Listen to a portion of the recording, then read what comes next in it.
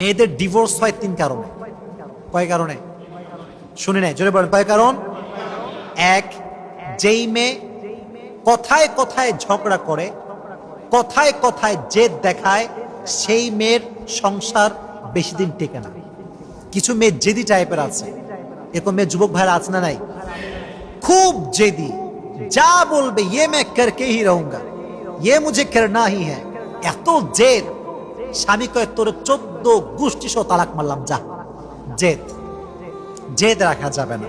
আমার বোনেরা, যারা আমাকে অনলাইনে শুনবেন, প্রিয় বোনেরা, আমি আপনাদেরকে I am requesting you from my heart, আপনি এই জেদি টাইপের অ্যাটিটিউড বিলং করবেন না, 1 নাম্বার।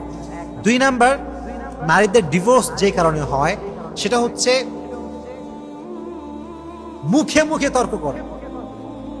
এরকম মেয়ে আছে না? স্বামী যদি বলে শালি, স্বামী যদি বলে শালি, বউ বলে শালার বেটা শালা, তোর 14 গোষ্ঠী শালা। কথায় কথায় তর্ক করে। ঠিক না, এটা ঠিক না। মনে রাখবেন, কোন পুরুষ সে নারীকে পছন্দ করে না যে নারী কথায় কথায় তর্ক করে।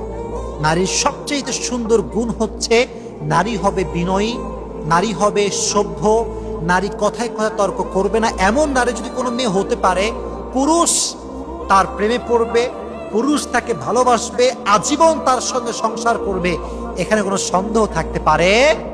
তো বোনেরা আমার, কথায় কথায় তর্ক করবেন না, একটু চুপ থাকেন। মনে রাখবেন, শত্রুর জন্য সবচাইতে বড় জবাব হচ্ছে চুপ থাকা। যে চুপ থেকে জবাব দিতে পারে, এর মতো জবাব পৃথিবীতে আর কিছু হতে পারে না। তুমি আমাকে গালি দিচ্ছ, আমি চুপ আছি। তুমি আমার বদনাম করছো, আমি চুপ আছি। আমি চুপ থাকার মাধ্যমে প্রমাণ দিয়েছি আমার মাঝে সবরের গুণ আছে। আর যার মাঝে সবরের গুণ আছে, ধৈর্যের গুণ আছে, পৃথিবী কোনো শক্তি তাই কখনো পরাজয় করতে পারবে? যুবক ভাইয়েরা, চুপ থাকবেন আপনারাও।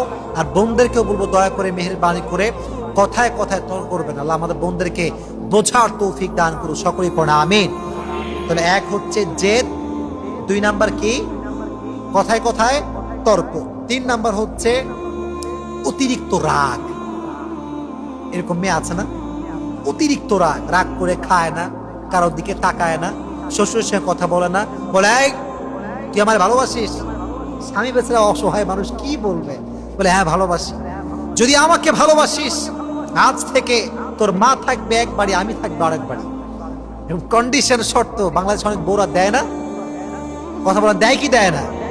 এটা ঠিক না। এই জেদ, এই রাগ সংসারকে ভেঙে চুরে চূর্ণ বিচূর্ণ করে দেয়। আল্লাহ তাআলা প্রত্যেকটা মেয়েকে বিনয়ী হওয়ার এবং রাগবিহীন হওয়ার তৌফিক দান করুন, সকলেই পড়া আমিন।